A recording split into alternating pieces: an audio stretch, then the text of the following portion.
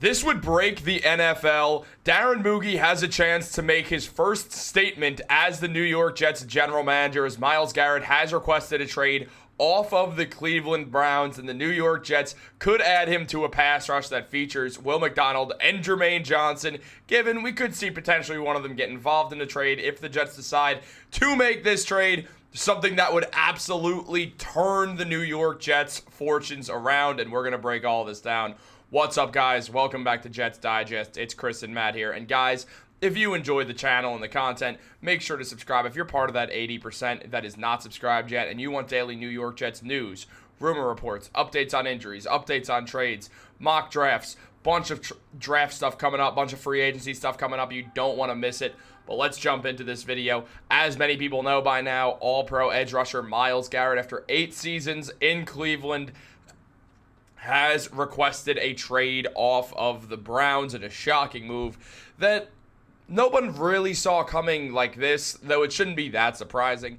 Now, Garrett took it upon himself to write this letter to the Browns and to the NFL saying, as a kid dreaming of the NFL, all I was focused on was the ultimate goal of winning a Super Bowl, and that goal fuels me today more than ever. My love for the community of Northeast Ohio and the incredible fan base of the Cleveland Browns has made this one of the toughest decisions of my life. These past 8 years have shaped me into the man that I am today. While I've loved calling this city my home, why? My desire to win and compete on the biggest stages won't allow me to be complacent. The goal was to never go from Cleveland to Canton. It has always been to compete for and win a Super Bowl. With that in mind, I have requested a trade from the Cleveland Browns.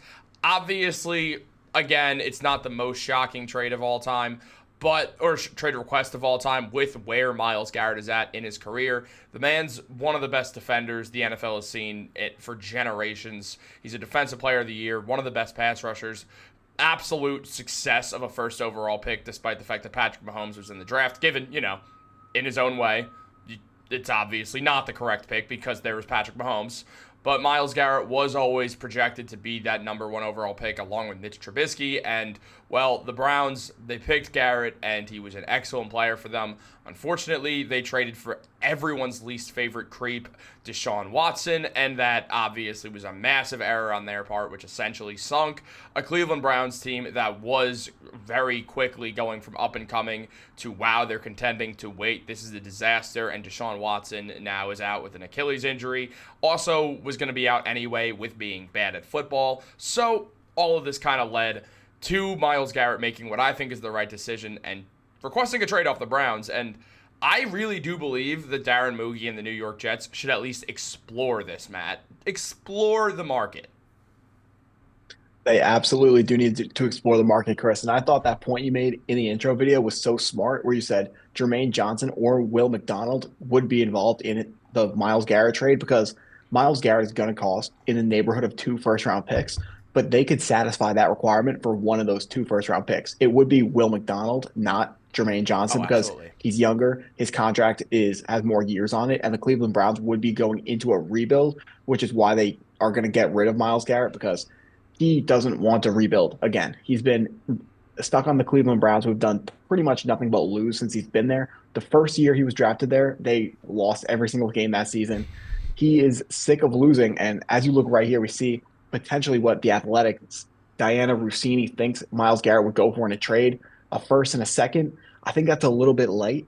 A first and 2/3, that's about the same value as the first ones, or a first-round pick and a player. That's what the New York Jets would be offering here. It would be something along the lines of a first-round pick and Will McDonald would be what the New York Jets would be offering Cleveland Browns for Myles Garrett, which is, I think, a pretty compelling offer, especially if that first-round pick is the 7th overall pick in the draft this year. That could really help the Cleveland Browns retool their roster really, really fast.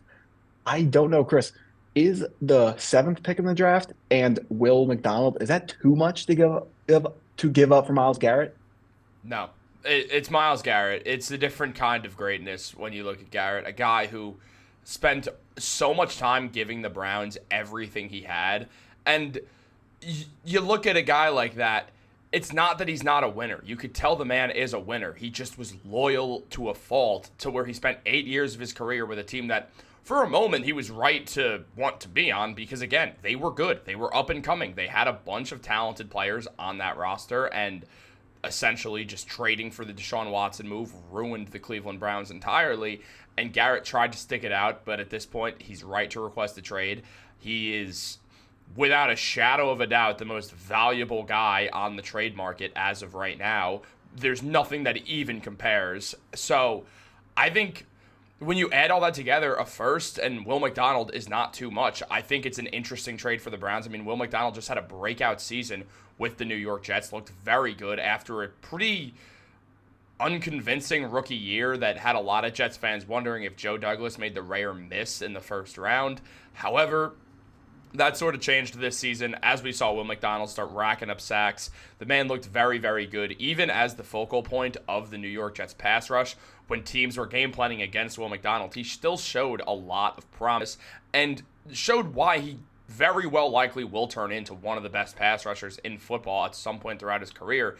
It's just where you're at with the New York Jets. And first of all, if they go out and acquire Myles Garrett, it's a blatant sign that Aaron Rodgers and Davante Adams are coming back. That's not a move you make if you're just going to be like, well, time for Jordan Travis and or Justin Fields or Jameis Winston as the quarterback of the Jets while we tank and have Myles Garrett here. No, because eventually Myles Garrett's contract is either going to run out or he's going to instantly just request another trade. So there's no way that the Jets would do this and then not bring back Rodgers and Adams. Jets fans, they want to win. They don't. It's so hard to look at this team and be like, all right, hopefully rebuild number 7 will be the one to get us into the playoffs after all these failed ones, whether it's with Darnold, whether it's with Zach Wilson and co. No matter who it's been, all these rebuilds have just failed. I mean, there was a moment when we thought Bryce Petty was going to be the future of the Jets. There was a moment where Christian Hackenberg may have been, and he was picked over Dak Prescott, as we know. Every time, I know I'm talking about quarterbacks specifically right now, but quarterbacks are the forefront of a rebuild. So, as you said, the best way to win is with a quarterback on a rookie contract. It's the easiest way to try to win a Super Bowl. The New York Jets don't have that luxury right now, and drafting a quarterback this draft just seems like a complete misstep at 7. The Jets should, as we've both said, they should go defense or offensive line. Well, you have Jermaine Johnson coming back, who we know is a massive talent and also is more or is closer to being due for an extension. So absolutely the Browns would be way more interested in Will McDonald. Plus, I can't see why they'd want Johnson, a guy closer to an extension who's coming off a torn Achilles, over Will McDonald, who's going into season number 3. So you then have a great pass rush in Jermaine Johnson, who will be back, along with Myles Garrett. And on top of that, yeah, you give up your first-round pick, and it, I guess, takes away the chance of you being able to get a all-pro level defender, except you traded for one who's in the prime of their career in the final year of the Aaron Rodgers, Davante Adams experience with the Jets if they decide to run it back for one more year on restructured contracts. So I absolutely think that the Jets, if they're given the chance, you make this move. You don't pass up on a generational talent. We just saw the Los Angeles Lakers do that. So it's time for the Jets. They should go for it. Now, I'll be honest, I'd be pretty surprised if the New York Jets were able to land him. I just truly believe he's going to end up either in Baltimore or on the Buffalo Bills, personally. I don't think he's going to end up on the Eagles. This is just me based off gut reaction and also looking at the odds of it, with the odds favoring both the Buffalo Bills and the Philadelphia Eagles. I almost called them the Pittsburgh Steelers, looking right at their logo. That would have been really embarrassing. With them being the favorites, also a team like the Chargers, who were the ones to trade for Khalil Mack when he was hitting that trade market. The Baltimore Ravens, who are always going to be at the top as they're trying to contend with this current roster they have. And then the Arizona Cardinals, who very quickly went from the gutter to an up-and-coming team that's been quite exciting to watch. So I think this is a correct top 5, and I think the Jets are right to not be in here. But it doesn't mean they should not go for them. And also, as important as odds are, sometimes they literally mean nothing, especially in the sport of football, where you could see someone be or a specific team be a heavy favorite for someone, and then just all of a sudden it doesn't really happen, especially with a situation like this where there is no clear heavy favorite at all. And this is also predicating on thinking the Browns will grant this trade request from Myles Garrett. Yeah, so you touched on a very important point there. If the Jets do trade for Myles Garrett, they got to make sure they're actually competing, or Yeah. Myles Garrett is just going to request another trade again immediately.